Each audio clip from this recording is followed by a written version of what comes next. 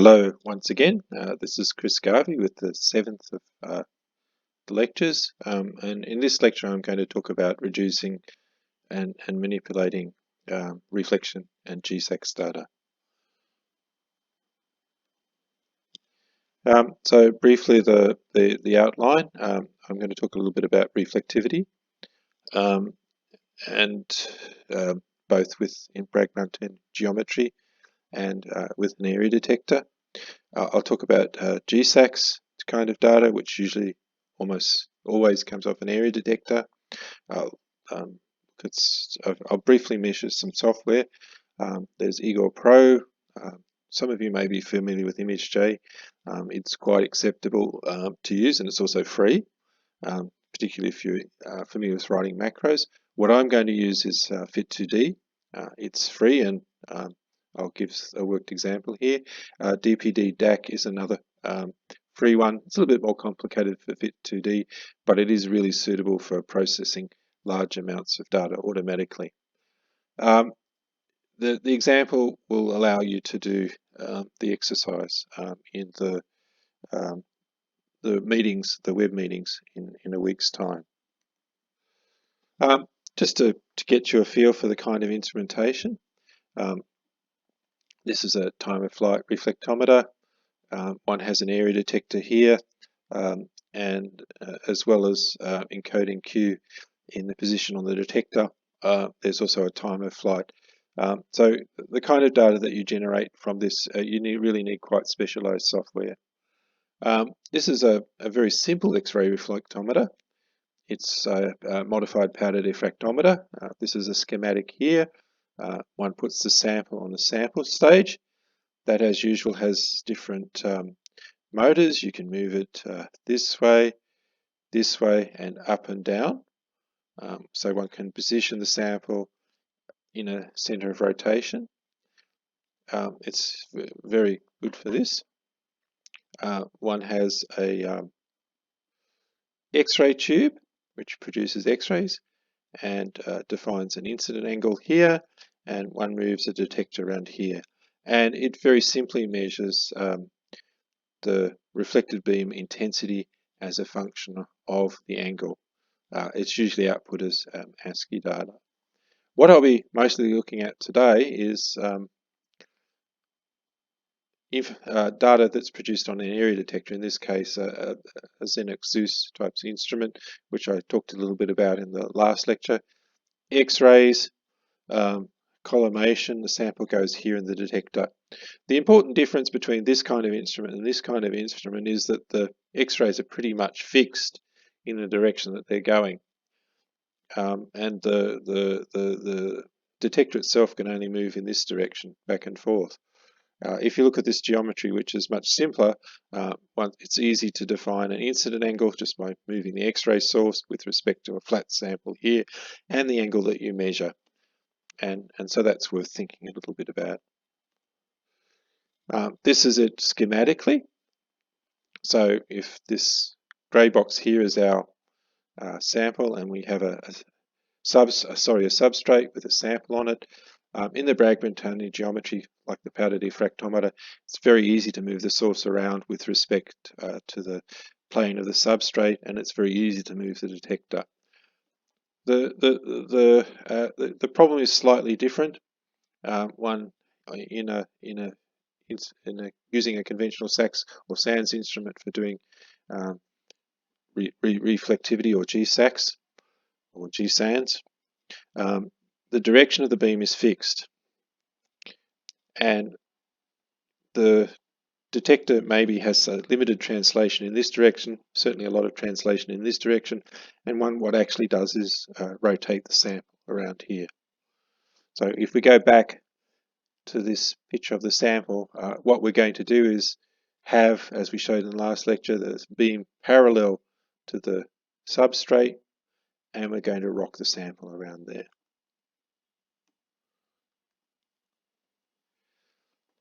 So in reflectivity, we want to convert the intensity as a function of omega to the reflectivity. As I said, this is much easier to do with the point detector. there's a footprint of the beam which changes, which you need to correct for. But with area detectors, we measure as a function of omega, and we'll give some examples of that later. What I have here is just a movie of the 2D patterns as we rotate the sample. So there's the primary beam, and what you see is as we rotate omega, each of these frames is a different rotation of omega. We're rotating it slightly from the 0 position. We see that the reflected beam tracks off to the edge of the detector and it finally disappears. Now, what one normally does is have the reflected beam disappearing just before it gets to the edge of the detector.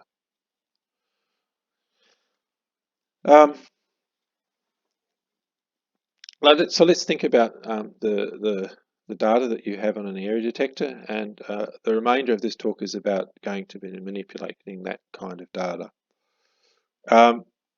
We have the data format, it can be just an image file, which is counts per pixel. These are two more common formats.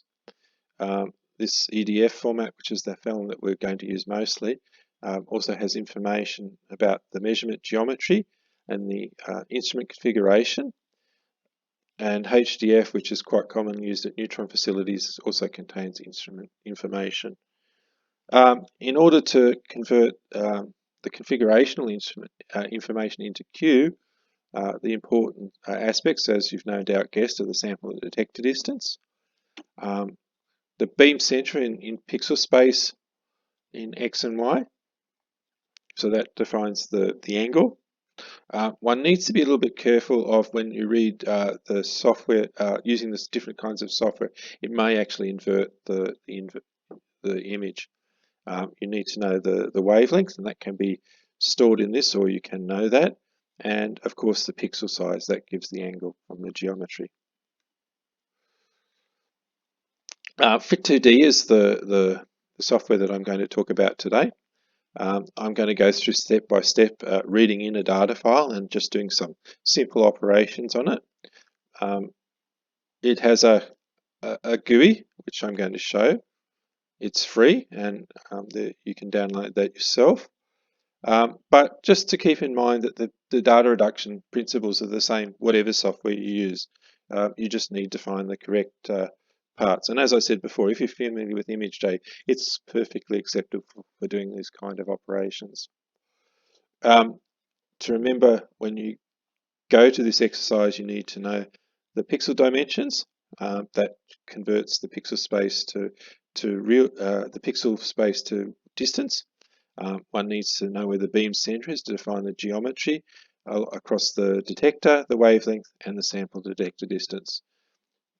So when you start Fit2D, you just press this button here, and it starts. The first panel, you need to define the size of the array that you're going to use in the calculations. That's just so there's enough memory space for it. These values here for the X and Y of the detector size are usually adequate, but sometimes there's larger detectors. I think this was written in the old days when people were really quite careful about the amount of memory that they were using for the calculations. But on modern computers, just having this bigger than the detector is important. This is the next panel in the GUI, and there's some features here that I'd like to point out to you. There's a command line interface. You can just type in commands and process things using the keyboard. Some people are really quite happy for that. This option is also useful if you're doing the same thing over and over. One can record the commands that you use into a macro file and use a text editor to produce a large macro file for processing many files. You can also put the output of Fit2D into a log file, and that can be really very useful. What we're going to talk about today is the GSAX SACS processing. It's kind of self-explanatory where you're going to go next, and of course when you're finished you'll exit it. I'll just come back to reading information out of an EDF file. What I've got here is an EDF file that I've just opened with a simple text editor. You could use Notepad in Windows. I'm not sure what the Apple equivalent of that is, but I'm sure there's something. You can't see it really well in a screenshot, but you can see there's various headers here. So, for example, there's the pixel size in I think it's in meters. Well, it's 172 microns for this particular. So it'll be millimeters for this particular. You need to be careful of the units. One can read out the beam center, the pixel size, the sample to detector distance, and the wavelength there. But in this case, we're using copper K alpha. If you go into the next panel, you can see there's different options there, and some of them are self-explanatory. There's the Z scaling, zoom in and out. That'll become more evident what you use those for. What we do is press input, and we can browse through and select the files. So the kind of files that we'll be using are EDF files. Here's a detector image, and as I said before, this is inverted compared to the images that I showed before. So you have to be careful where you put the beam center if it's inverting the image. That's just a software thing, and that can be different in different kinds of software. So just to be careful of that. If you want to adjust the scale to make this feature, at the moment the direction out is a log scale. You can see this here. One can change the scaling to make features more evident in the image, and you might like to play around with that, or else you can zoom in parts on different parts of the detector, but I'm not going to do that so much now. What I am going to show you now is just a simple operation to take a vertical cut. So we'll define a line across here, and we'll take intensity projections down here. So this is the projection option in the last screen, this one here, and it opens up this in the GUI.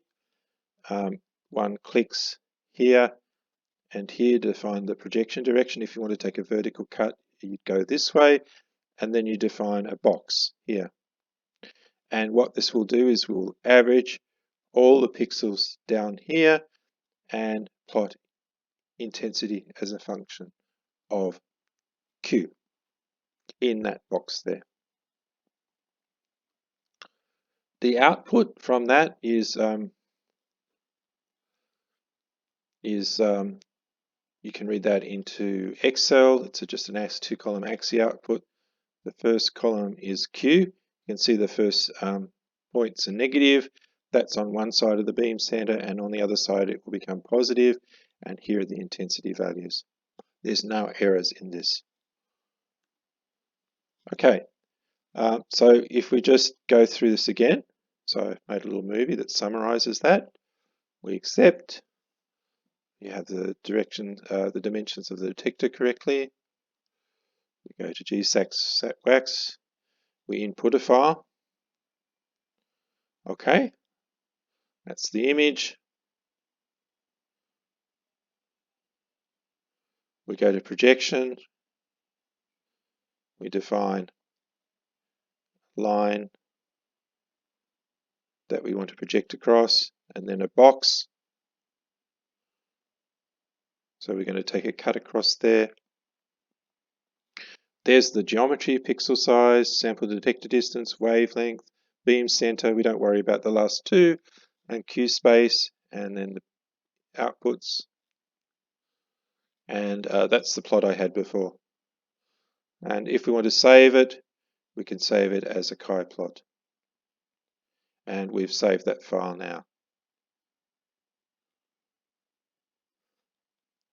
So that's the data processing in a nutshell using Fit2D. I'd advise you just to have a play around with this so you become more familiar with the program. Trial and error is great, but if you like, there's a quite an extensive manual.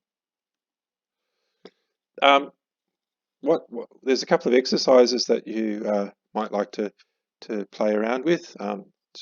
In this case, I've shown you an example of a horizontal cut. You might like to think about how you take a vertical cut, and also if you can think about how you might like to track the movement of a reflector beam across a series of detector images. This, of course, will form the assessment task. So what we'll give you is a 2D detector image. We'd like you to take a cut from that, depending on what you think is the appropriate cut of the Bragg peaks. Using this, or if you want to use other software, that's fine. Use the position of the peaks in reciprocal space to assign a phase, but that should actually be quite self-evident from the kind of pattern. And then to characterize the basic length scale of the unit cell. And with that, that's all I want to give you at the moment. Please play around and ask questions, and I'll see you at the web meetings. Thank you so much.